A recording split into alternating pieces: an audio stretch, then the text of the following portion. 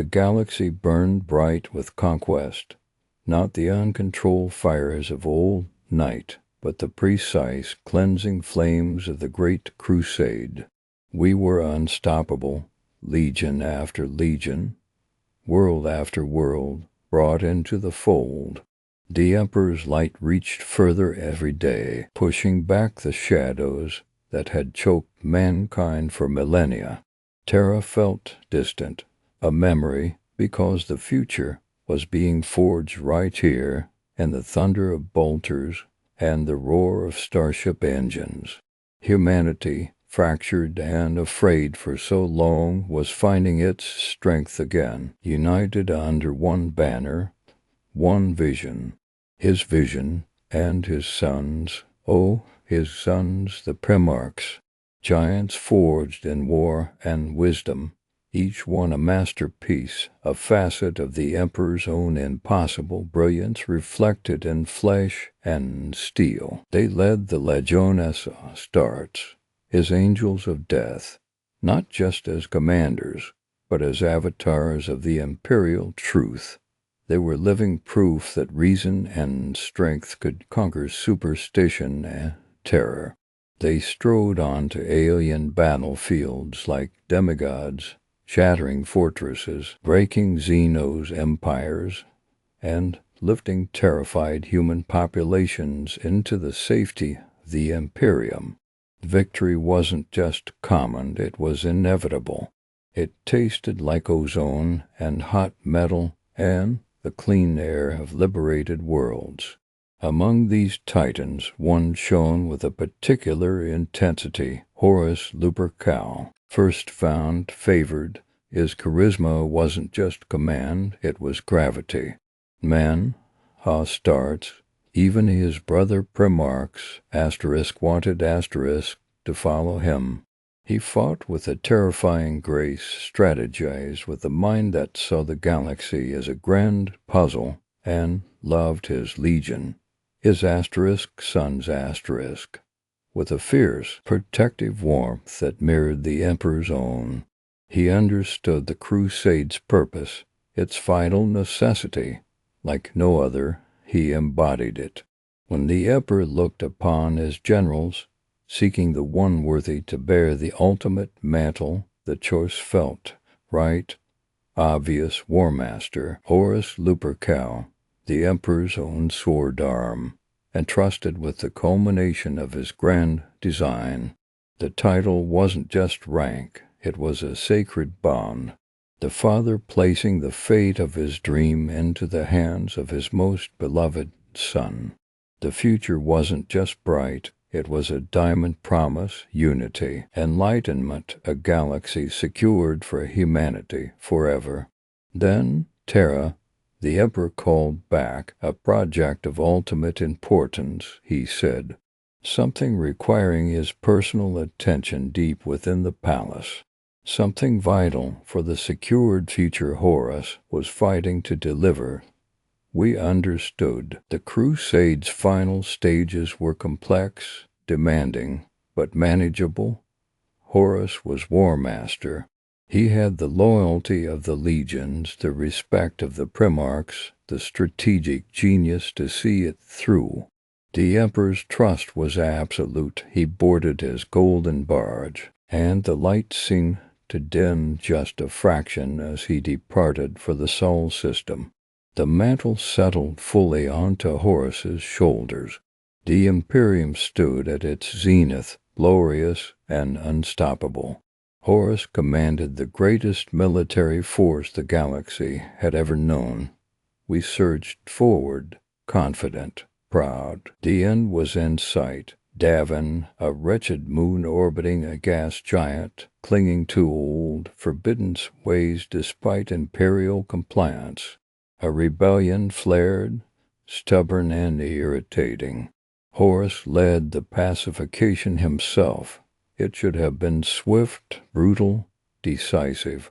Just another campaign, but war is chaos. In the stinking mud of a Davinite trench, amidst the clatter of primitive slug-throwers, it happened.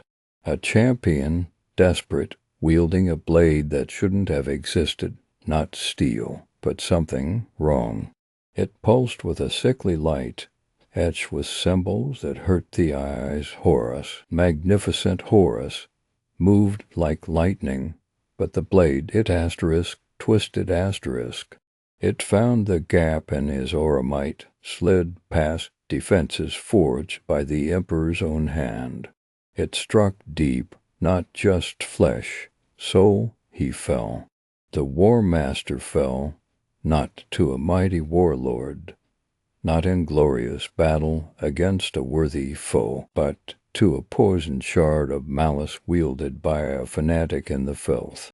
The wound festered instantly, corruption spread like black ice through his veins. Apothecaries fought a losing battle, his life force, that brilliant star, guttered. Despair, cold and absolute, gripped the Legion. Their father was dying, reason, science, imperial medicine. Failing, the whispers started then. Desperate whispers. There was a place, an ancient temple on Davin, built long before imperial truth. They spoke of healers, of miracles. It was anathema. It was heresy. But the alternative was losing him. Losing everything asterisk. What choice did his loyal sons have? Duty demanded they save their Warmaster, their father, by any means. They carried his feverish, failing body into that cyclopean structure, asked idols of forgotten, malevolent entities. The air was thick with incense and decay, heavy with the weight of broken oaths. Hope felt like a sin here. He lived, against all odds, against imperial doctrine. He lived. The temple's dark rites closed the wound, forced back the physical corruption. Horus Lupercal woke, but he was changed, not just weakened. Something cold asterisk lingered behind his eyes. A shadow clung to him, unseen but felt. The poison wasn't gone. It had merely sunk deeper into the bedrock of his being, and in the quiet moments, in the solitude of his recovery, the whispers began, not from his sons, not from mortal lips, whispers from the Warpasterisk. Soft, insidious, intimate, they knew him. They knew his pride, his boundless love for the Emperor, his fierce devotion to his Legion brothers, his secret fears. They spoke directly to the wound in his soul. They showed him visions, not lies, perhaps, but futures, twisted futures. Futures where the Emperor, seated upon a golden throne on Terra, wasn't just a ruler, but God where mankind bowed not to reason, but to superstition, chanting his name in temples choked with incense. Futures where the Primarchs, his beloved sons, were no longer needed, where the Legiones Astartes, the very instrument of victory, were cast aside like broken tools, discarded, forgotten. The imperial truth, everything Horus had bled for, everything he believed in, ashes. They showed him the Emperor's secret project on Terra, not a beacon for mankind, but a sepulchre for his own apotheosis. They whispered of betrayal, not Horus's, but the Emperor's plan from the start, using his sons, using the legions to clear the path for his own ascension to godhood, leaving them obsolete, relics of a conquest no longer required. They preyed on his deepest self, his pride. Was he not the Warmaster? Was he not worthy? I keep secrets. His love. Was this the future his beloved father truly wanted? A galaxy enslaved by blind faith, his fears, to be abandoned, to see his brothers, his legion, rendered useless, to watch the imperial truth he'd enforced with bolter and blade become a hollow joke. The whispers coiled around his heart, amplifying every doubt, every moment of perceived slight, every instance where the Emperor's actions seemed distant, calculated. The Warmaster began to see not a loving father, but a distant tyrant, a being of cold calculation, manipulating his sons, sacrificing entire worlds and legions for an ultimate goal that excluded them the trust, the sacred bond. It felt like chains, lies. The choice wasn't made in a single moment, but in 1,000 fractured instants of poisoned thought.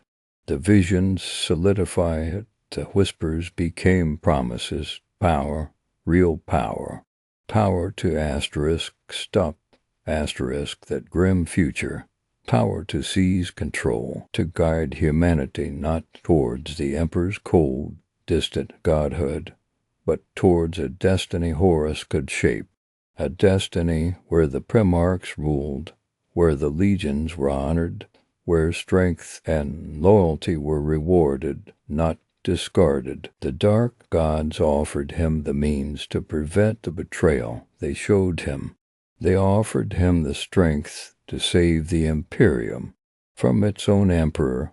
All it required was acceptance, embracing a different truth, a truth that promised agency, purpose, survival. He looked inward at the cold poison nestled within him, but the visions of a future built on his father's deceit. He looked outward at the galaxy he had conquered, the legions he commanded, the brothers who trusted him.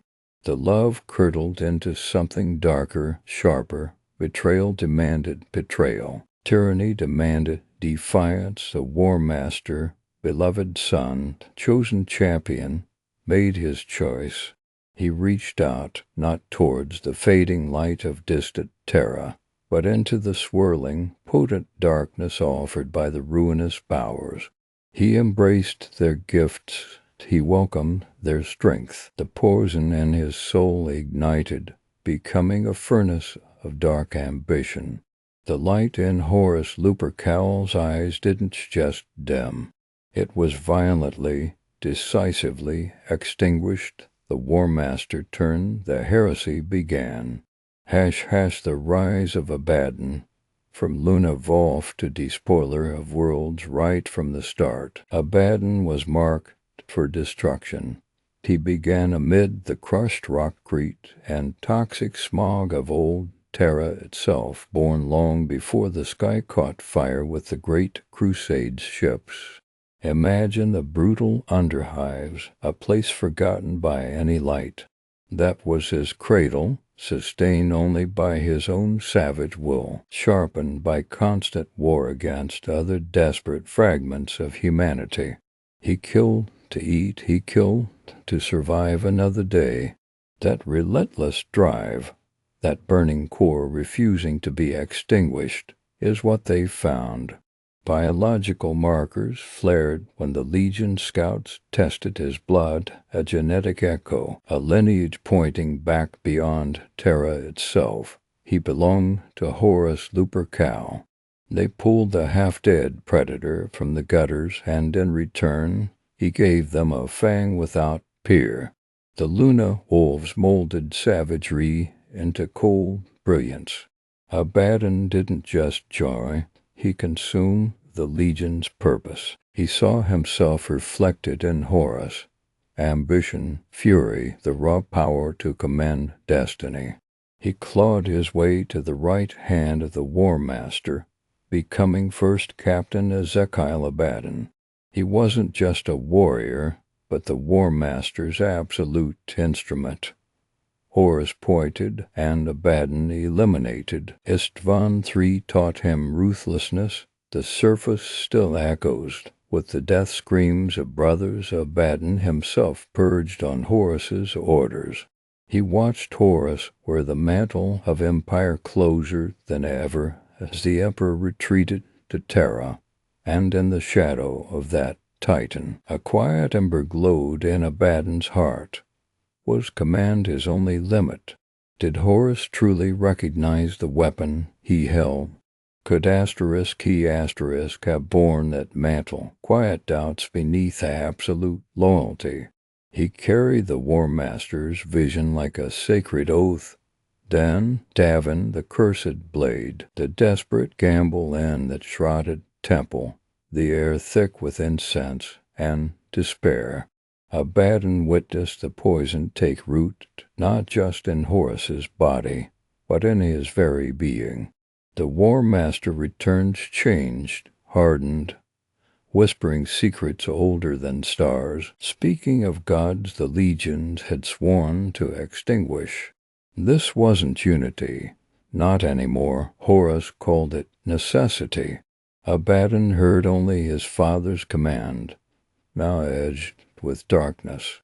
He silenced his doubts, fanatical devotion burning away hesitation. Istvaan V wasn't a purge, it was a glorious slaughter, a symphony of betrayal orchestrated by the Warmaster, conducted by Abaddon with terrible, beautiful efficiency. He drowned worlds in fire, his loyalty absolute, ferocious. He truly believed Horus led them into a new dawn, forged in the blood of traitors who were merely loyal. The shadow in his soul stirred, nourished by the carnage. The vengeful spirit hangs forever in Abaddon's memory like a wound.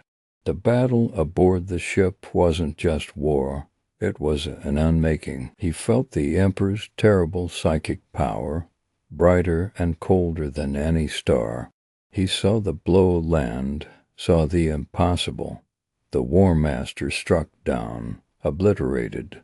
The physical toll was nothing compared to the spiritual annihilation. His god, his father, the entire future. He had burned galaxies gone, ash on the void.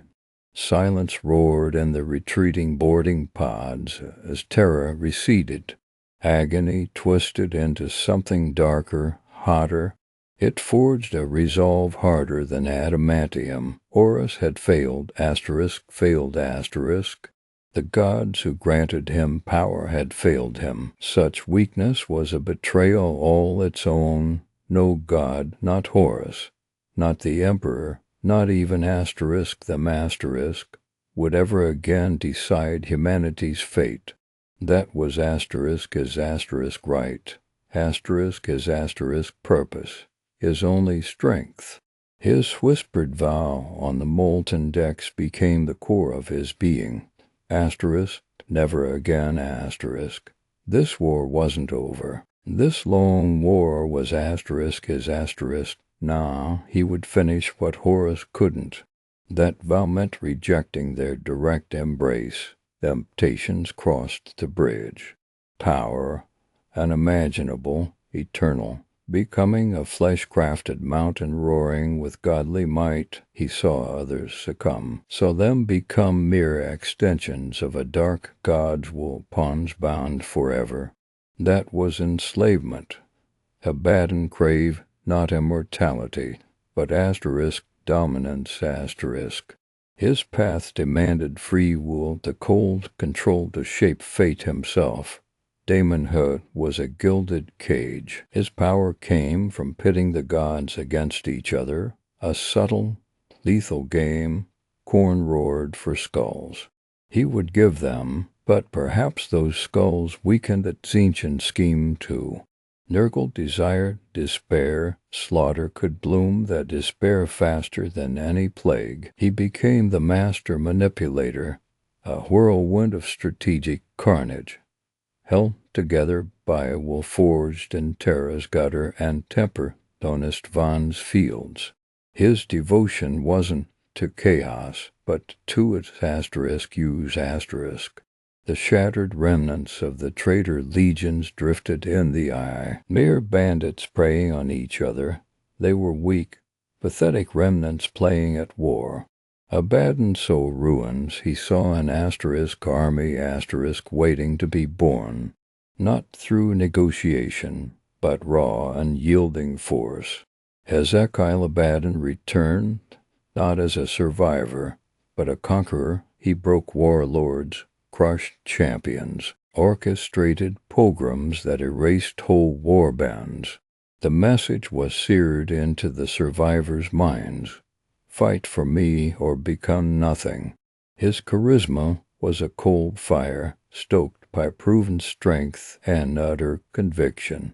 His name beget fear, then adulation born of that fear.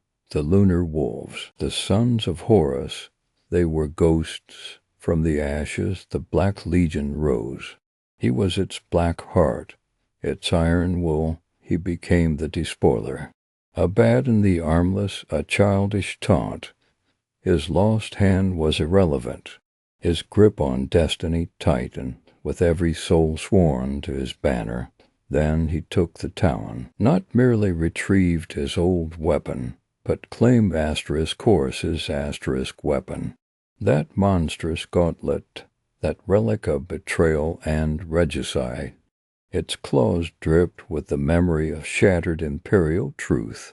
When Abaddon crashed it through a challenger's skull or tore open a fortress gate, it wasn't just metal biting steel. He wielded Horus's own failure as a weapon of terror. It announced, I finished what he began, and I bear his strength without his weakness.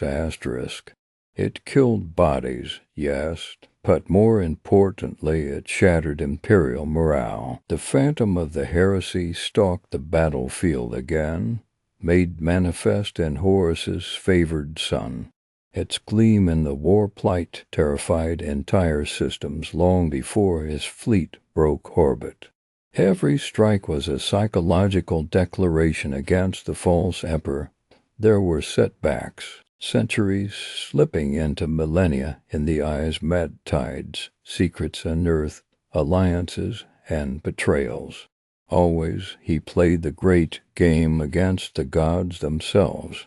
He offered grand sacrifices, not to them, but as bargaining chips, proving his continued worth to one, while subtly undercutting another. He became neither slave nor chosen champion of a single power, but the indispensable warlord upon whom their rivalries and ambitions balanced. They poured power through him into his fleets, his warriors, his own crusading fury. His boons were the screaming worshippers at the altar, but he was the god behind the blade. Chaos undivided meant chaos mastered. A symphony of destruction he conducted. His allegiance was solely to victory, achieved by whatever means the cosmos offered, channeling the inferno without being consumed by it himself. He bent the warp's fury into a spear pointed at Terra's heart. The Empyrean dismissed the first Black Crusades, raiders, bandits, border skirmishes. A planetary governor abandoned here, a navigational data core stolen there. They saw failure because Cadia stood defiant. Blinded by pride, they never saw the scalpel cuts deep within. Abaddon wasn't merely lashing out like the beast he commanded. Each crusade was a meticulously planned incision. He stole forbidden knowledge from Fenris. He plundered Necron pylons from Cadia itself, piece by bloody piece across millennia, subtly weakening the subtle wards holding back the warp. He tested defenses, forced responses, corrupted sectors in preparation. He wasn't conquering fortress worlds. He was unraveling the cords binding reality. His strategy spanned epochs. Patience learned from the gods whose time knowledge he exploited. Then, the 13th, Cadia fell. Not merely captured, shattered. The psychic shockwave tore the galaxy like rotting cloth. The cicatrix maledictum, the great rift. Abaddon's master stroke screamed across the stars, birthing nightmares and severing the Imperium from itself. The galaxy convulsed, faith shattered, hope curdled. His triumph echoed the warp itself, proving the long war was very much alive. You live in the screaming dark he carved. He shattered the ancient bulwark humanity leaned upon. De Imperium Sanctus and Imperium Nihilus, severed and bleeding, are monuments to his enduring defiance. And now the Warmaster strikes, the Nachman gauntlet bleeds. His fleets are surgical strikes crushing imperial supply lines, his armies grinding against fortresses designed to fail. Abaddon doesn't launch campaigns, he engineers galactic fractures. His shadow chokes every world under imperial rule. The siege isn't one planet, it's a galaxy, wide noose tightening, that is the abyss facing the Emperor's corpse light. Abaddon Ascended didn't merely reject godhood. He co-opted the very concept of apotheosis. He rejected the Emperor's secular lie and the Chaos God's hollow divinity.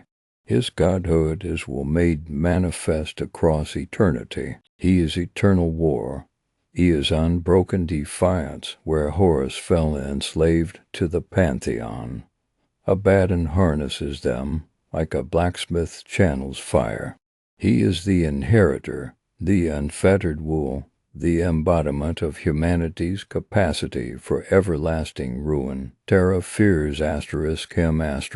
The throne's failing light flickers against the approaching shadow of the Warmaster who cannot die. Not because he cannot be killed, but because victory is his sole reason for existence. He is the long war incarnate. He is the despoiler. And his eyes have only ever looked toward Terra. You want to talk failure? Really, the imperial propagandists, they bleat about Abaddon the failure.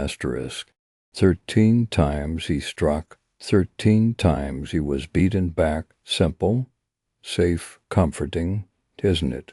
Lets you sleep at night in your spire, thinking chaos is just incompetent. Oh, how wrong you are, my friend. Blindness hides the truth. Abaddon's black crusades, every single one was a scalpel cut deep into the throat of the Imperium. Precision strikes disguised as clumsy hammer blows. That's the terrifying genius. Think about that cursed blade they laugh about, the so-called failure. That first strike he launched, the first Black Crusade. They remember the great battles, the space marines standing firm. Conveniently forget the real prize. Look at Cadia, not the surface battle, but beneath it. Deep in the rock, the pylons, ancient things older than the Imperium itself, holding back the raging tide of the Empyrean. Abaddon's whispers found cracks in the scions guarding them. Subtle sabotage, minimal signatures left in the dark. Years of slow decay seeded then, weakening those foundations millennia before the final blow. An investment, patient, cold, just like the Vorexus incursion. Another apparent raid, another notch on the imperial victory tally. But its purpose, a seedbed. Cultists left behind, infiltrating straight up from the lowest serf hives to mid-level admin, a network growing in the dark, waiting generations for a trigger signal. Failure, hardly. These were perfect infiltrations, slipping poison into the giant's veins, while it patted itself on the back. Abaddon watched the Imperium celebrate its false triumphs. He calculated how each victory cost them fleets, manpower, focus. He played the long march across centuries, his patience, his truest, deadliest weapon. Now witness the machinery of the long war engage the Sixth Black Crusade. Don't just recall the Gothic sector ablaze. Ask why. It was the gut punch to the imperial belly. Thousands of ships, vital supply convoys, immense shipyards on world after world, all consumed in a firestorm Abaddon orchestrated, a confederacy of terror unleashed across countless systems. He needed a fleet capable of ravaging the heartland. He severed arteries carrying the lifeblood of imperial war, promethium, plasteel, munitions, men. The Gothic sector war was the distraction, the bloody, screaming canvas spread so thick you couldn't see the furtive movement behind it. And from that carnage, his most audacious prize emerged, the asterisk planet killer asterisk, a super weapon ripped from ancient blueprints. Its final acquisition wasn't seen until too late. Another objective secured. Another hidden blade forge, the 12th. This is where the scales truly tipped. Another assault on Cadia, they cry. That thrice-damned fortress world again. Predictable Abaddon, but his moves were far from predictable. He didn't mass for annihilation. He orchestrated asterisk positioning asterisk, calculated withdrawals, feigned retreats drawing entire battle fleet Cadia and elite guard divisions asterisk away asterisk, chasing phantoms, securing sectors Abaddon deliberately appeared to threaten. Meanwhile, his vanguard infiltrators sabotaged orbital defenses, lay dormant void mines in transit routes, seeded orbital debris fields specifically designed to asterisk channel asterisk future assault vectors, leaving critical gaps in the fortress's shields later satellites couldn't fully map. He wasn't trying to break the gate yet. He was isolating it, weakening its bonds, whispering strategic movements to lure its defenders into places where, when the true storm came, they wouldn't be. The inevitable Imperial counterattack pushed him back, perhaps, but he left Cadia standing only to make its fall later more catastrophic, more perfectly positioned for the kill, encased in a strategic isolation he asterisk designed asterisk. The trap was set meticulously, patiently. Then came the apology, the 13th Black Crusade. 13 has ever been a potent number for his masters. This was the crescendo built over 10,000 bloody years. Forget a hammer blow. This was a double-handed strike, shattering the Imperium itself. The entire Black Legion surge, yes, alongside a demonic host darkening the void, but it was about precision application of force asterisk exactly asterisk where the 12th had weakened the framework. They fought piecemeal, shattering orbiting defense platforms whose blind spots his agents mapped the last dance. They exploited shield frequencies learned over centuries of observation, and when Varn fell's sacrifice, that impossible final act, when the asterisk will of eternity asterisk, that magnificent, broken colossus, slammed into the planet, it impacted with geological fury precisely where Abaddon agents had spent the 12th Crusade asterisk ensuring asterisk the planetary bedrock was already critically stressed by centuries of his earlier sabotage on the pylon network. The cascade failure wasn't just the ship, it was the culmination of millennia of targeted erosion. Cadia didn't just die, it asterisk unraveled asterisk. That was the true stroke. He didn't merely win a battle. He ripped the galaxy asunder, the cicatrix maledictum. The great rift, his ultimate weapon, forged not in an instant, but by 10,000 years of patient, cutting strokes. He bypassed all defenses. He didn't need to win a siege on Terra. He divided it from its own empire, the conventional war, necessary cover. Abaddon understands warfare is more profound than clashing armies. It's about minds. It's about souls. Demonic manifestations aren't just troops. They are horrific psychological bludgeons.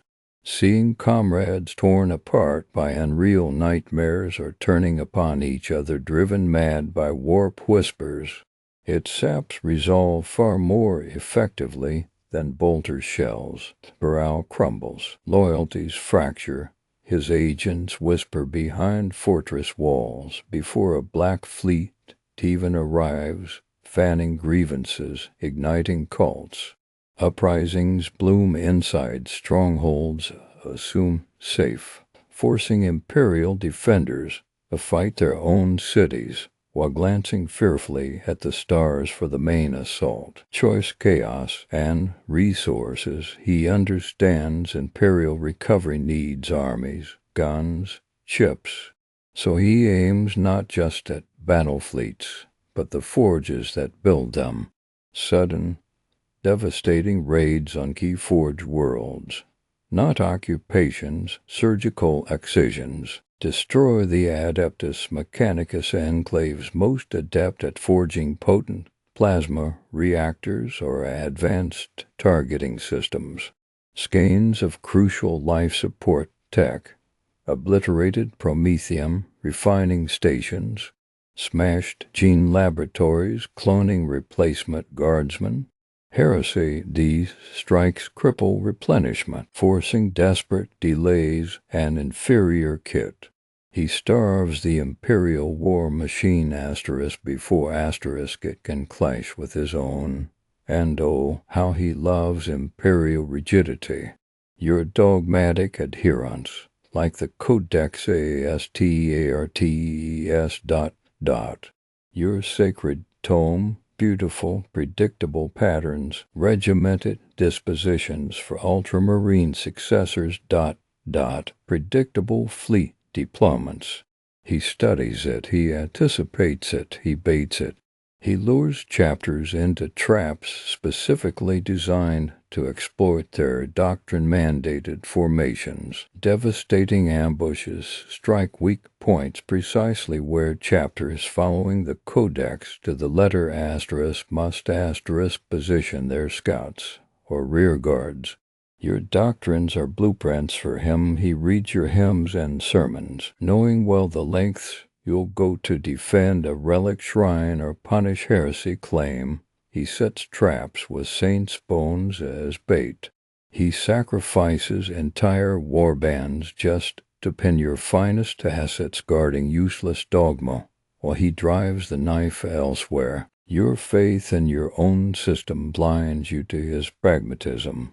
So where does this all lead? Look around.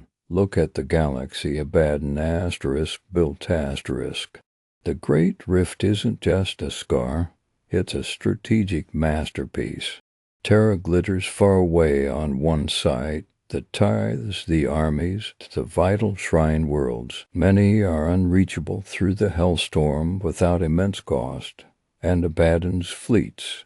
They move through routes like the crushing grip of the Drach'nyen gauntlet. His strategic blockade control over those tortured corridors isn't just about pinching supply lines. It's about slowly throttling Terra, isolating the heart from its own body. He dictates the flow, strangling communication, trade, reinforcement across the hard-won Imperium Sanctus. He turns the Imperium's overwhelming bulk into a terminal weakness, fueling this perpetual campaign. Dark alliances, the dark mechanicum aren't just suppliers. They forge nightmares. Their demon engines writhe with fused malice and cold, unliving logic, appalling war machines that mock physics. Tainted ship drives burn hotter, diving deeper into the tides of the warp than loyalist navigators dare to dream. Their scrapkit plagues corrupt imperial systems years before fleets arrive. They build the impossible tools Abaddon needs to sustain this pressure. He grants their lords forbidden knowledge, demonic patrons, unparalleled resources ripped from conquered systems. Their unholy crucible feeds his ceaseless advance. Abaddon the Undivided, his eyes they aren't set on mere sectors or segmentums. He sees the terminus of a process meticulously calculated over centuries. Each crusade, each covert victory, each resource deny, each soul terrorize, each imperial fault line exploited. These are stepping stones. He isn't waging war for conquest like upstart warlords. He's pursuing the lone war to its inevitable, logical conclusion, an imperium so utterly fractured that its component parts collapse inward. Star systems isolated, bereft of central command, tearing at each other. Astarte's chapters unable to coordinate, ties drying up. Faith shaken as Terra seems increasingly distant, powerless. He pushes the great beast to that final, inescapable point where Terra stands alone, crippled, denied its lifeblood of men and material. The cracks he widened become chasms impossible to bridge. Then, and only then, does he apply the final pressure. When the throne world is isolated, when its mighty fleets are scattered trying vainly to hold crumbling frontiers, when its defenders are exhausted fighting 1,000 internal fires, he ignited ... That's when the Despoiler arrives at the gates. His 13 campaigns weren't defeats, they were the careful, deliberate shattering of the galaxy. The stage is set. Armageddon awaits. Terra will know its final vulnerability. That was always the true prize. That's how you wage a war that lasts 10,000 years. And he's still moving his pieces on the board.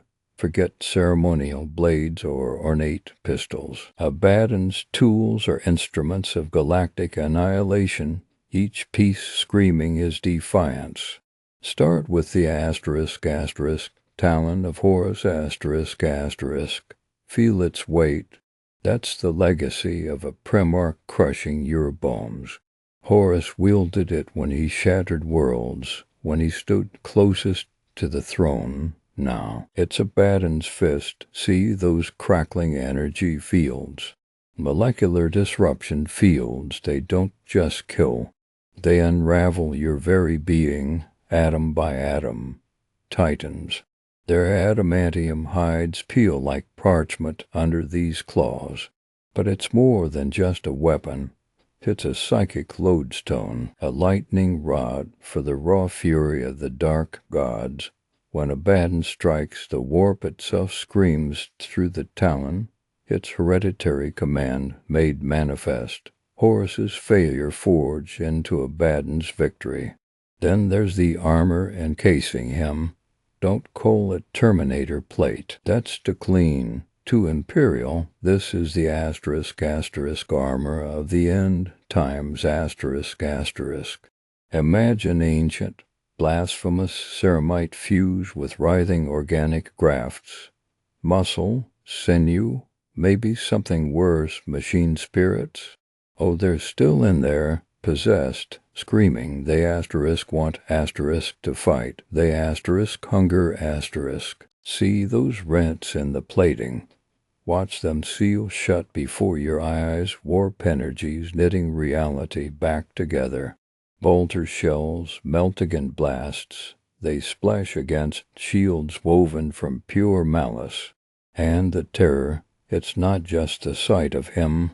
Hala, projectors bleed corrupted sigils and visions of your worst nightmares directly into your mind mid-charge. It's walking damnation. Resilience isn't passive. It's an aggressive, hateful force emanating from that black shell. But the true horror, the thing that whispers, Drach'nyen ***, the end of empires. That sword isn't forged metal. It's *** consequence ***. It was born screaming from the very first murder committed by human hands. Think about that weight, the echo of Cain killing Abel, crystallized into sentient malice. Abaddon didn't just find it, he broke it, enslaved it. Its hunger mirrors his own, to plunge into the golden throne itself, to end the emperor utterly. Its blade doesn't cut flesh, it severs souls, leaving psychic voids where warriors once stood. Holding it is a constant, brutal war. Feel its sentience, it close at his mind, promising godhood if he'd just let go just let it consume him. Every swing is defiance, a refusal to become Drach'nyen's puppet, even as he wields its apocalyptic power. A Faustian pact written in blood and willpower. Look at him, really look. The chaos gods have poured power into Ezekiel Abaddon. See the baleful glow burning behind his eyes. That's not just reflected light, that's their gaze. See the scarred tissue, not wounds, but talismans, blessed, hardened flesh warding off death itself. He bears their marks, their blessings, yet he refuses the ultimate prize, daemonhood. He will not become their eternal slave prince. His power is his asterisk. That's the message screamed by the asterisk mark of the gods asterisk. And see the symbol blazing on banners, on armor, carved into worlds he burns. The crimson eye, not the 8-pointed star of chaos undivided. His asterisk eye. The Black Legion doesn't kneel before the Pantheon. They stare back, unified under Abaddon's singular, terrible vision.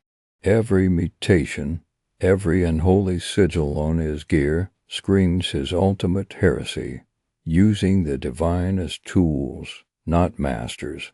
So remember the Talon, heritage and annihilation. Remember the armor, hate given form. Remember Drach'nyen, the ancient, hungry shadow bound by will. Remember the marks, favor spat back in the face of gods. This isn't just war gear, this is Abaddon's soul-made manifest. Every piece a declaration. The lone war continues, and he will break the galaxy wearing the relics of betrayal as his crown. Voice. Low, grinding intensity, like stone scraping stone.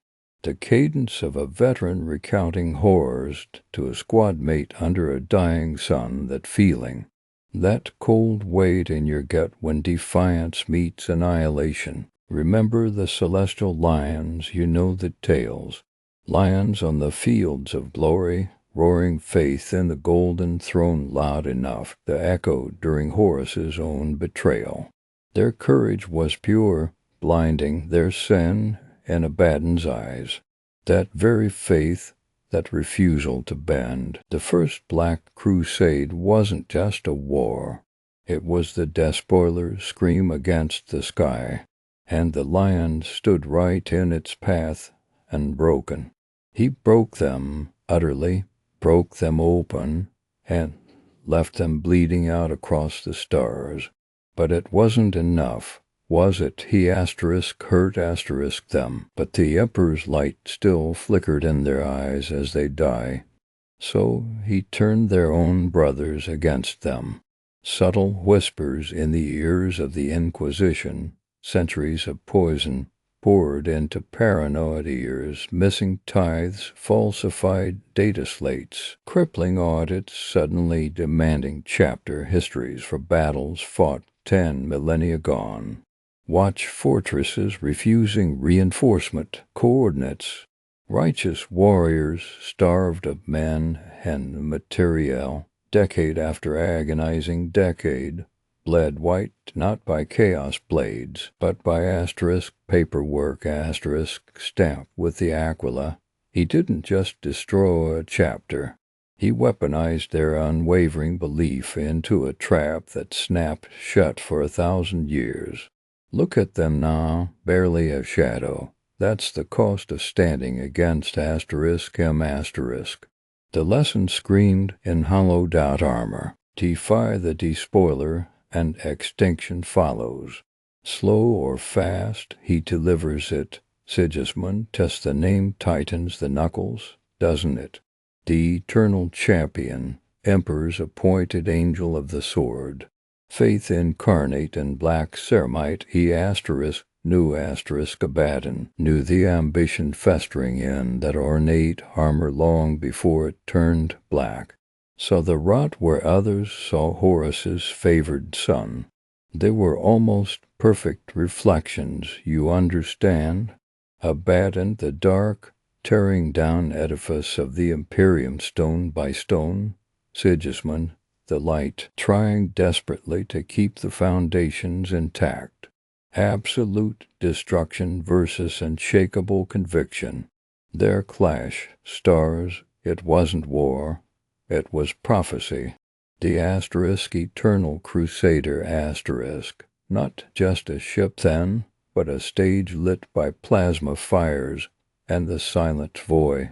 Sigismund older than mountains, waiting, and Abaddon ascendant. Do you grasp the weight of their blades meeting? That terrifying grimace beneath the Despoiler's helmet, seeing Sigismund not just age, but unchanged in purpose, unbroken.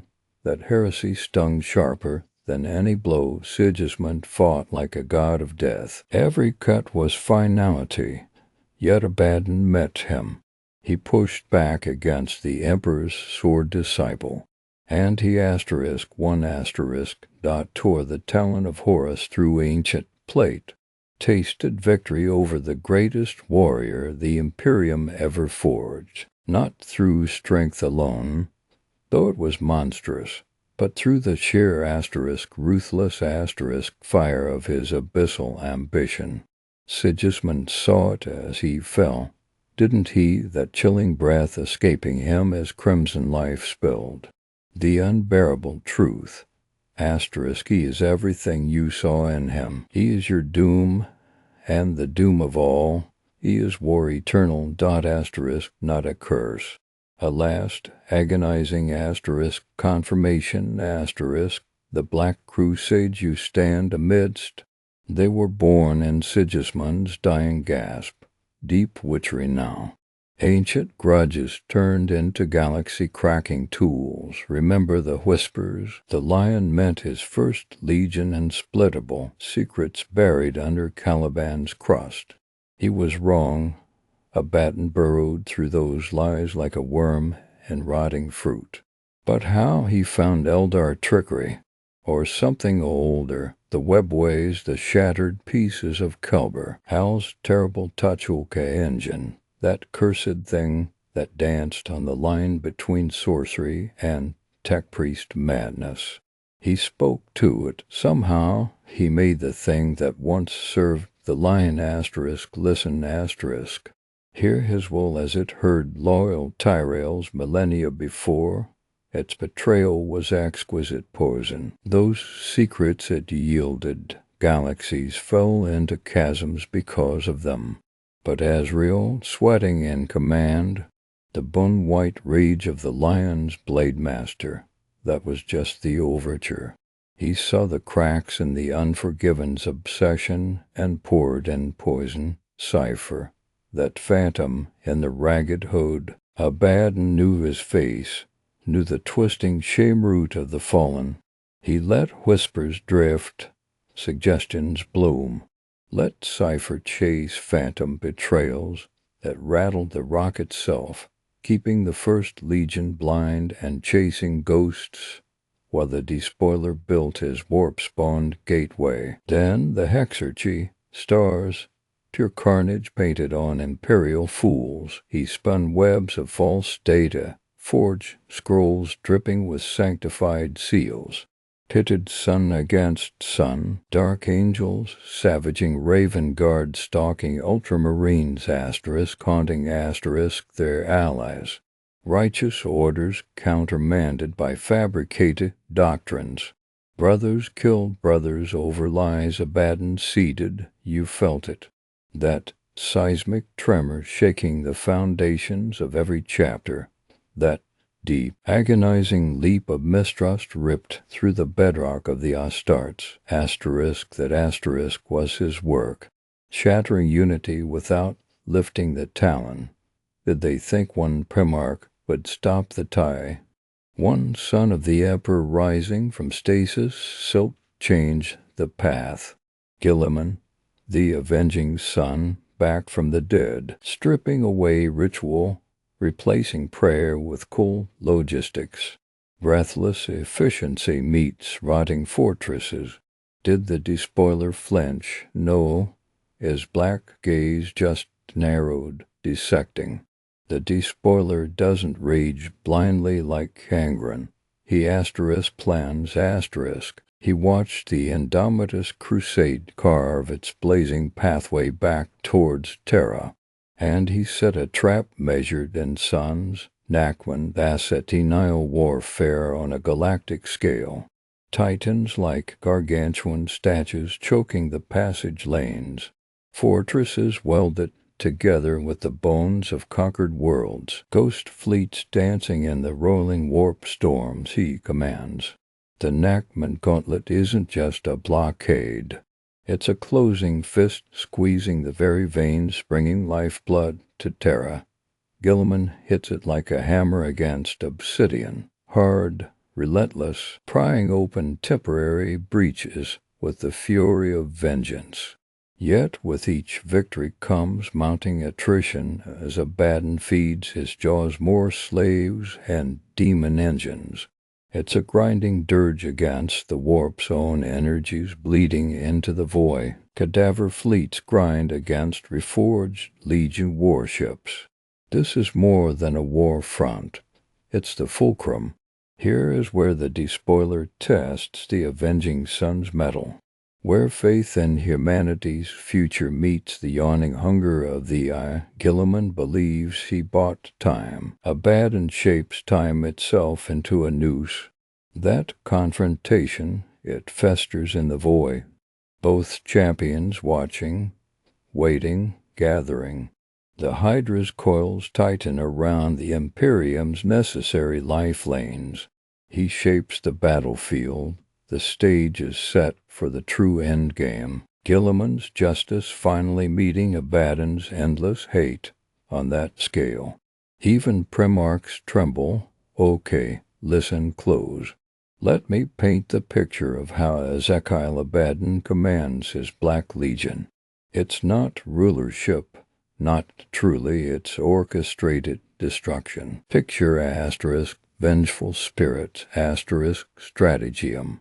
Not gleaming gold like the false emperor's palace, but cold iron, stained with ages of blood and ambition. Shadows twist unnaturally. You feel the cold breath of the deep warp on your neck. Here sits the despoiler, not on a throne, but a command hub bristling with snarling cables and whispering demon engines. Around him, the pieces on his galaxy-shattering board. First, the innermost circle, sort. Abaddon learned the hardest lesson of Horus.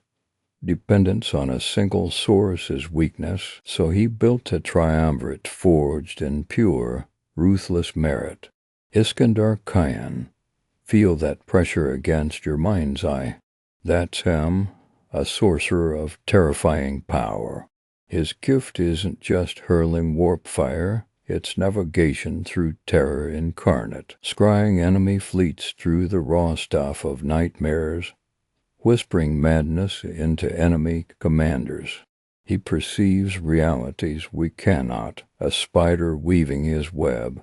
Then there's movement behind you, heavy, assured, Focus Kyber, clad in Terminator plate older than stellar nations, commander of the Gesteran, when fortresses need breaking, defenses shattered utterly, Kyber walks in, unflinching, implacable, to his loyalty as a silent pulse radiating from his war plate, and Firefist, Leorvini, imagine the reek of promethium and charred meat. An avatar of ranged poetry, wielding weapons that roar defiance, he channels the sheer bloody rage of conflict, leading assaults that make worlds weep shrapnel and blood. Berserkers flock to him because his fury is pure, a predictable weapon in Abaddon's hand. Abaddon tests them constantly, the blood trials, not rumors, truth. He sends warriors, sometimes entire warbands, on missions whispered as certain death, draining shipyard reactors bound for meltdown, raiding Necron tomb worlds just stirring to wrath, engaging a Sons of Horus warband led by a particularly nostalgic traitor. The weak, they die, purity through obliteration. Only the strong, the cunning, the utterly resolved return to stand in Abaddon's shadow. That's how you earn your place close to his left hand, clutching the Talon. But power draws attention. Eyes open in the warp, the dark gods, they are not patrons, not allies. They are sharks scenting blood. Abaddon knows this. He plays them. Think of it. Khorne demands skulls. Endless slaughter. Excellent. Point the world eaters. Point Firefist's gunlines at a stubborn imperial bastion obstructing Abaddon's true target. Let Khorne's legions revel in the carnage while Abaddon sieges the prize. Siege lust for intricate schemes, layers upon layers of deception. Fine. Leak fragmentary intel suggesting rival warlords scheme against Slaaneish's favored disciples. Watch the decadent legion stare into the upstarts, their mutual obsession undoing them, Nurgle desires despair and plague. Offer a world ripe for harvesting after Abaddon cripples its defenses, leaving its weeping masses for the flies and bile. He turns their hunger against them, manipulating the ruinous powers into serving asterisk as asterisk ends, pouring their raw, chaotic energy into the Black Legion's war machine without surrendering his soul. He uses the great game as fuel, yet. Tread carefully even for the despoiler, push Tzeentch to blatantly. Sweat chills on your spine as you remembered Tsar Dukel, Obsidian Galaxy, stone crafted into a third eye pulsed on Abaddon's helm, insight burning terrifyingly bright. Then silence, cold, absolute, the eye shattered, not with a clang, but a whisper of mocking, infinite laughter echoing from impossible dimensions. Tzeentch withdrew his boon, a sharp, brutal lesson. The gods tolerate usage, but remember your place, Warmaster. Push, and they will push back permanently. Abaddon's reach extends beyond Astartes. Picture the warlords who answer his call, grotesque alliances. Vortigern, chapter master of the Crimson Slaughter, his mind splintered by whispering relics, his warriors racked by visions of their own sins made manifest. Abaddon offers them purpose. Focus that agony outward. Let your suffering become the Imperium's terror. They become a weapon, jagged and cruel, directed, then the Neverburn hordes birthed from madness. Abaddon avoids binding pacts that enslave asterisk him asterisk, instead contracts, signed with blood and true names carved onto artifacts of power. Serve my purpose in this battle, and I release you into the spoils. Feast upon the broken defenders of Praxis, for linger and tow with Theok Warboss on Hecuba Major after I shatter his fleet. The demon's hunger. Abaddon provides a feast on his terms, securing armies without pledging eternal fealty. And recruitment. Oh, its elegant cruelty. In the shadowed holds of captured transport ships, deep within storm. Racked asteroid fortresses show an imperial officer disillusioned by the rot they see permeating the corpse god's empire. A flash of vision, not of chaos-gibbering horrors, but of strength unfettered. The Black Legion presented as liberators, shattering the decaying edifice of Terra. No more lies, no more decaying ecclesiarchy sucking worlds dry. Join us, be more. Many see the existential truth. The Imperium is dying. Abaddon, he promises the future. It's a terrible, dark future. But to some, it burns brighter than decay. He finds cracks in imperial resolve and pours in molten sedition. So how does he hold this empire of nightmares together? Fear is a tool, yes, but not just of him. Contingencies. Everywhere the eyes of the Despoiler aren't a myth. Agents, mortal and Astartes, infiltrate every warband sworn to him. They listen, they report dissent, disharmony, potential betrayal. You never see them, but Abaddon knows. And when Captain Abraxas of the Shattered Claws murmured a heresy to close to rebellion, remember the feed to the fleet comms a grainy picked. Abraxas screamed soundlessly in the Vox, static as his own genocide seemed to ignite from within, immolating him, preemptive, final, a silent warning to every commander. He learned Horus' lesson. Purge betrayal asterisk before asterisk it strikes. For loyalty the rewards are carmine and coal. A conquered world, not for shared governance, not for building, presented to a favored warlord or captain.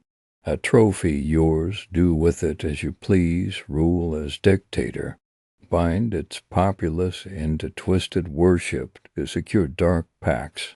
Turn its manufacturums to producing weapons of screaming demon metal for the next Black Crusade, populating them with captured loyalist serfs driven insane by pain engines. Here a captured forged temple on Ryza, its plasma banks still glowing from defeat. Gifted to Leor Vini for his Legiones fleet support, there, one of the hallowed moons of Vigilus, resonating with ancient dark tech, yours, Cadian, for securing the Mandeville points. He binds ambition to his cause with planets and promises writ in blood and hell-forged steel. The friction, gods below the friction, rivalries turn violent. Tensions between devotees of different powers bubble like cauldrons of plague sludge, but the core, the Black Legion's hard heart, unbreakable, because Abaddon forged it from despair and steely defiance. He offered the sons of Horus a banner beyond ruin. He cut out the rot. The Ezekielian purge after the heresy was not just symbolic. Loyalty to Abaddon's existence. Disloyalty is annihilation. No more legions dying alone in the dark. Unity isn't born of love for the Despoiler, but shared hatred for the Imperium and shared terror of the enemy he keeps at bay with sheer will. To falter asterisk is asterisk to be consumed by the warp, by rivals, by the Imperium's slow grinding hate. He anchors the storm, he is the lodestone of ruin, and standing in asterisk vengeful, spirit asterisk's dark heart, surrounded by his chosen, his pawns, his enemies playing their treacherous games. Ezekiel Abaddon weaves the galaxy's destruction. One blood-stained thread at a time, you sit still in the void. Think about him, Abaddon the Despoiler, the Warmaster of chaos, the architect of the lone war. What is he truly? Where does the genius end and the madness begin? Listen close. We untangle the knot. I visionary Warmaster or heretic butcher. Asterisk, asterisk, they call him the greatest strategist since Horus. They point to the Black Crusades. Not clumsy rampages. They argue, but precise, calculated blows, 10,000 years of pressure. Not a bludgeon, but a scalpel, they insist. Aim directly at the arteries of the Imperium. Cadia, sanctity, faith, each crusade a strike designed not just to kill, but to cripple, to erode. Imperial morale, cohesion, trust, they fray under his relentless pressure. They say he mapped the Imperium's descent, the slow, grinding decay accelerated by his careful, cruel cuts. See how the Imperium fractures, how its titanic machinery groans under the stress of his constant harassment. Isn't that proof? The long game, always the long game, but then listen to the screams, look at the reality, surgical strike. How surgical is the tide of screaming mutants pouring through a tear in reality. How precise is the planet drowned in warp-spawn plague, or set ablaze by berserkers who answer only to the howl in their skulls. Chaos is asterisk, wildness asterisk, unpredictable, untamable. You harness it, it harnesses you right back. Every plan built on that foundation, is it genuine strategy, or just a butcher tossing meat into a grinder and claiming dominion over the mince that comes out? He launches a crusade, but the warp storms dictate its course. Demons turn on allies, war bands fracture for glory or madness. Doesn't that reliance on fickle, uncontrollable power turn claims of meticulous long-term strategy into a bitter joke? An opportunist grasping at shadows in the storm, claiming later he meant to grasp the asterisk particular shadow all along. Is the proof of his genius the Imperium's decay, or is that decay inevitable simply because the beast that is chaos is gnawing at the walls, and Abaddon merely directs his teeth, badly, toward the tastiest morsels? Asterisk, asterisk, 2. Defiance of God's versus enslavement to war asterisk, asterisk, he refused ascendancy. That truth echoes through the eye. Horus became a plaything, a puppet burning out. Abaddon, he spat in the eyes of the very gods who offered him daemonhood, power unimaginable, rejected free will. To command chaos, not serve it, to wield it as a tool. Asterisk is asterisk, tool. That's the image, the ultimate defiance. Chaos undivided marches under its commander, the man who tells the primordial annihilators no. You hear the weight of that choice. He remains a warrior, not a monstrous slave to divine hunger. He remains human in the most terrible sense.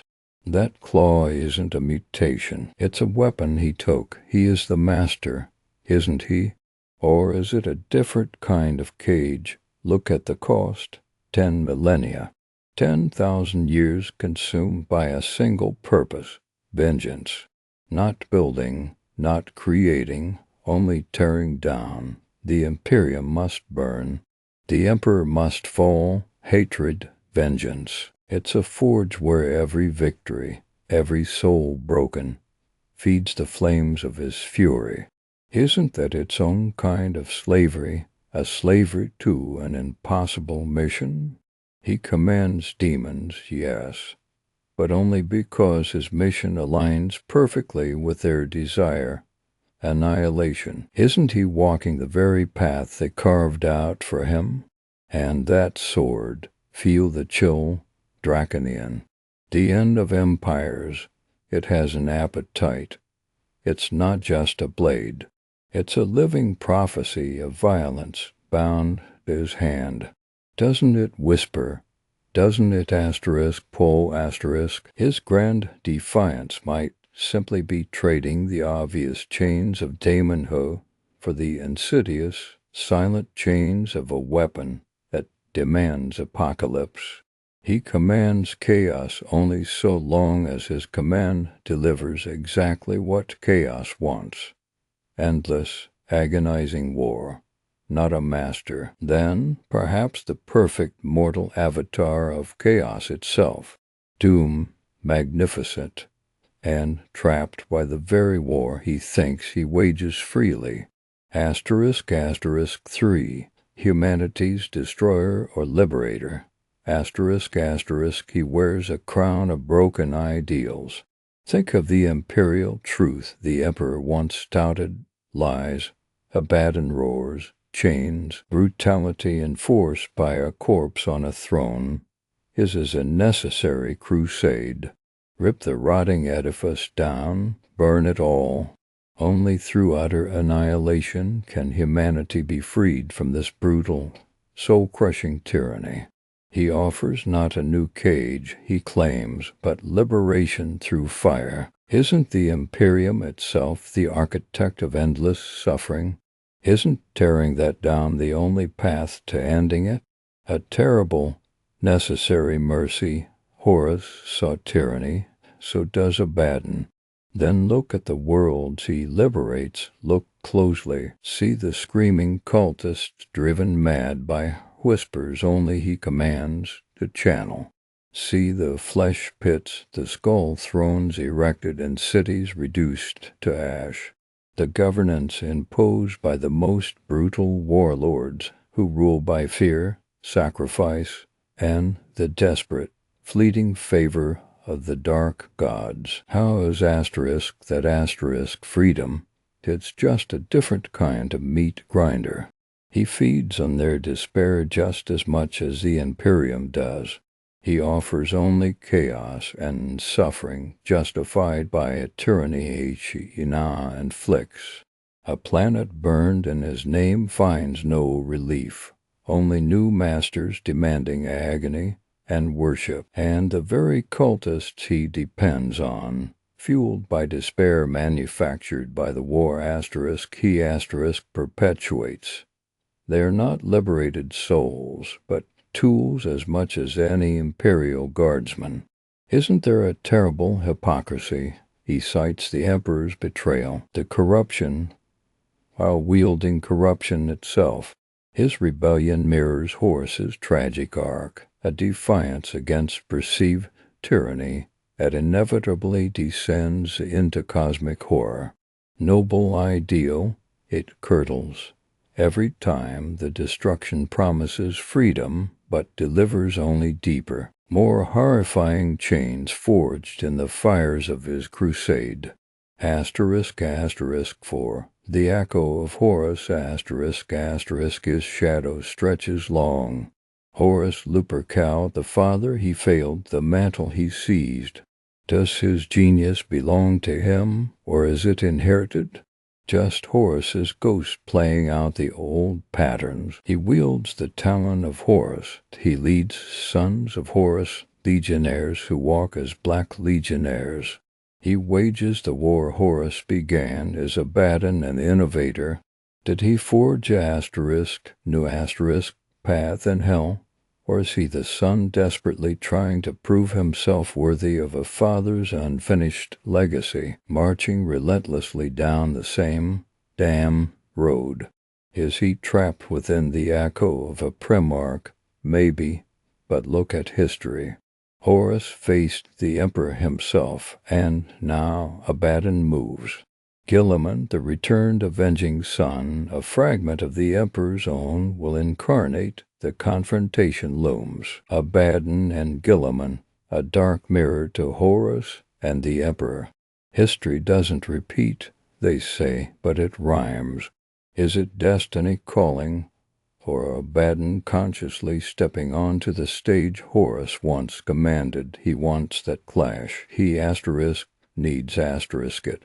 To surpass the father, to validate his own path. The very idea, the promise of that conflict drives him. And in driving him, it defines everything. His existence is the lone war. While he breathes, while he claws at the gates, the grim darkness as its avatar. He fuels the endless cycle. The Imperium cannot heal. Chaos cannot truly lose its greatest champion. Because Abaddon is the war, he is not just the master of chaos's armies. He is the living, breathing guarantee of the setting's eternal, hopeless brutality. Without Abaddon, does the core of 40K's bleak promise fracture. He is the necessary destroyer, the defiant heir, the architect of terror who might just be terror's most essential pawn.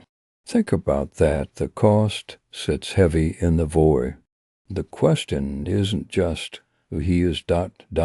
It's what his existence means for every soul living in the shadow of his black sword. # The Gothic War Saga.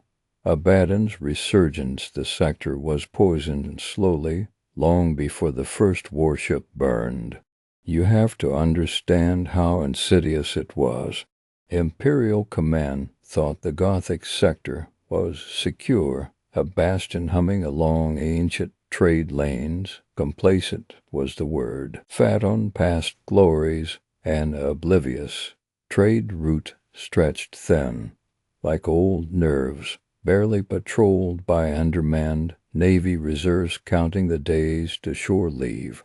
They forgot what surrounded them, the fragments, yes, the blackstone behemoths, floating relics from an age before mankind crawled from primordial muck. Massive, dormant, tempting, keys waiting for the right hand to turn them towards oblivion. Abaddon saw it. The Despoiler always sees the fault lines. He wasn't waiting for waves of troop ships. Oh no. This wasn't a battering ram. It was decay from within, meticulously cultivated. Years spilled away as he set tendrils dripping with corruption, arcing across the void. Not vast fleets, but whispers, silver-tongued envoys to pirate kings hungry for power. Seductive temptations offered to rogue governors nursing ugly, hidden ambitions.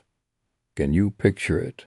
Shady deals struck in sump-level dens, data slates passing hands containing coordinates, manifests, patrol schedules, loyalists replaced or compromised, outposts retasked, eyes deliberately averted. The poison seeped deep into the sector's administrative skeleton, and the trap was set. How many false distress goals screamed across the Vox? How many cunningly leaked troop movements lure eager imperial captains, desperate for glory or simply obeying protocol, straight into the teeth of waiting ambushes? Entire reserve squadrons vanished in flickering silence, sacrificed piecemeal before the main conflict even started. They bled the sector white before the sparring even began. The stage was set, the actors corrupted, and the real war hadn't even ignited. Then came the wicked phase. The ancient keys turned in Abaddon's clawed hand. With his network crippling the response, he struck at the Blackstones themselves. Not just boarding, but seizure, dark mechanicum tech. Adepts chanted unholy cantrips into systems older than their warped concept of a god. Harnessed wasn't merely capturing, it was forcing machine spirits older than planets to scream. These weren't simple weapon platforms. They were stellar scalpels, engine cores of impossible technology flared with dark energy, harnessed to twist gravitational tides themselves. Can you comprehend the terror? Waves of crushing pressure that snapped hulls like dried kindling, not with sound, but with silent, implosive force. Planets felt their tectonic plates scream. Stars flickered under the strain, and then the planet killer. That monstrosity wasn't just a warship, it was a blasphemous monument. That orbital lance didn't just fire, it consumed. Imagine a beam of such distilled destruction that it didn't shatter continents. It ignited atmospheres, turned oceans to superheated plasma, cracked the planetary mantle like an eggshell. One lance strike equal complete planetary extermination. Caduceus Prime, they didn't die fighting. They died screaming, vaporized before their prayers could echo from their lips. Morale shattered like glass. Utterly shattered. It wasn't just lost ships. It was the loss of hope itself, replaced by visceral, soul-freezing fear. Don't mistake this for soulless technology. This was chaos. The price bled inward. Those ancient stone fortresses wailed with trapped echoes of a billion tormented souls radiating madness. Warships, packed with fragile human bodies and corrupted renegades, weren't shielded. The air thickened, choking with the raw scent of the immaterium. Burnt ozone over rotting meat. Paranoia blossomed. Brothers under arms turned savagely on each other over whispers only they could hear. Navigators saw forbidden constellations in the warp's tides, steering vessels into crushing gravity wells or onto ragged stellar debris. Chaos blessings manifested grotesquely mid-battle. A gun crew's flesh melting before their salvo launched. A bridge officer sprouting fractal jaws babbling defiance as they lost fleet coordination. For every calculated victory, ships tore themselves apart from within. Carnal terrors walked the gun decks. The chaos advance was as much a process of internal collapse as external hammer blows. Abaddon rode a wave he only barely controlled against this nightmare. One name clawed its way to the surface, Admiral Cornelius Ravensburg. Grimy, pragmatic, and utterly intolerant of the rot festering within his own ranks alongside the enemy outside. Bravo to Ravensburg. Coalition politics under fire were more treacherous than surviving a space hulk. Suspect governors begging for rescue, while their datalogs bled evidence of betrayal. Planetary Defense Force commanders, given vital naval assets only to lead them into prepared slaughter. Ravensburg cut ruthlessly through the snarl. Petty rivalries were silenced.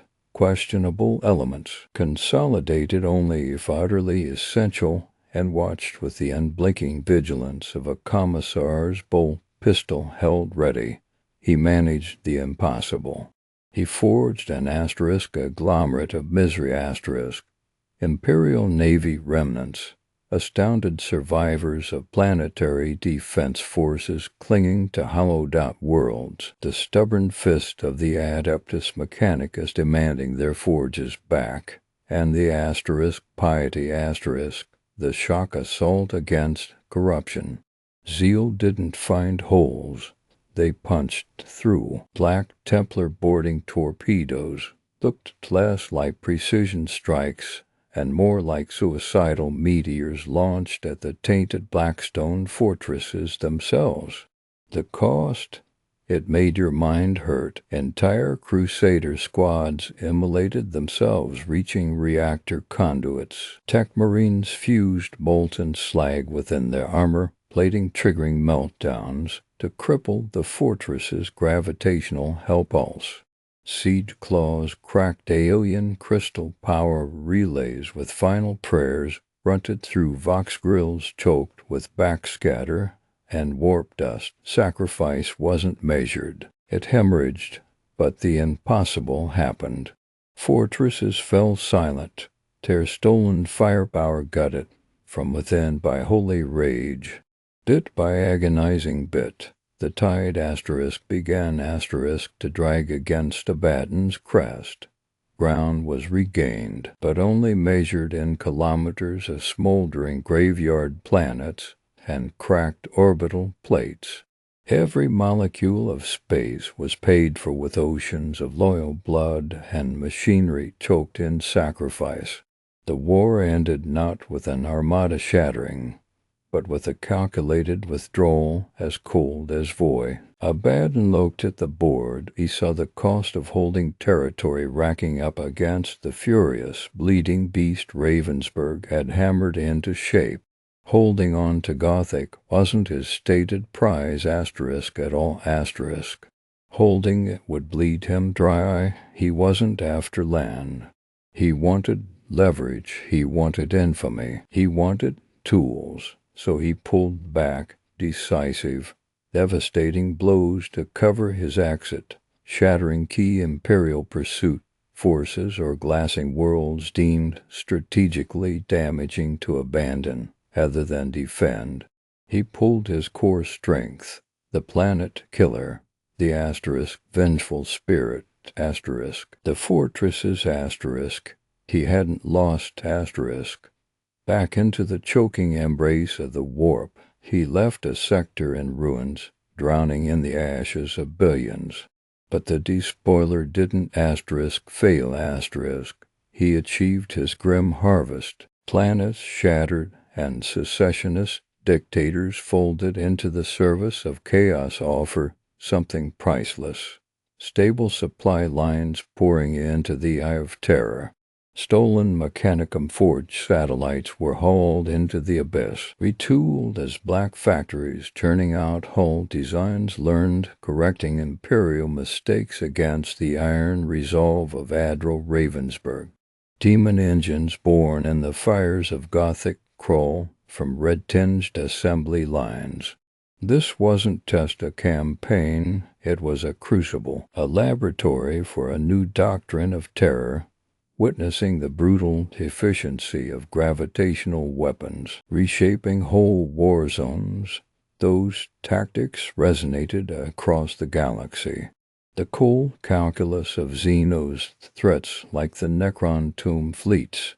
Didn't they learn from how Abaddon ruptured space itself, the hive fleets converging? Do you think the synaptic overlords fail to notice the effectiveness of planetary annihilation?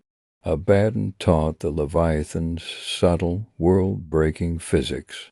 More than anything, Gothic was the breeding ground for Cadia. The centuries between were mere calculations, the monumental machinery of destruction, tested and perfected in the Gothic kill zones, the intricate web of infiltration that shattered Cadia's resolve, forged on those poisoned pre-war years inside Gothic, the immense fortresses, the war. Comms network annihilated when Abaddon no longer needed the planet. Calibrated far earlier, the sheer, soul-crushing fear that the planet killer inspired, born when it unmade Caduceus Prime, Gothic taught Abaddon the precise, bloody pressure points needed to make an empire buckle. It proved his strategy worked. It meant Cadia wasn't the end of the long war. It was its terrible justification. Abaddon's resurgence didn't end in the Gothic sector. It merely began its expansion. The scars of that war weren't just physical. They were the templates for future screams still echoing down the millennia. The imperfect cadence of retribution grew louder. The blows were practice. The war was only ever feedback. One sector burns for another to later break. Duty and chaos grind worlds to dust in endless rhythm. The Void watches,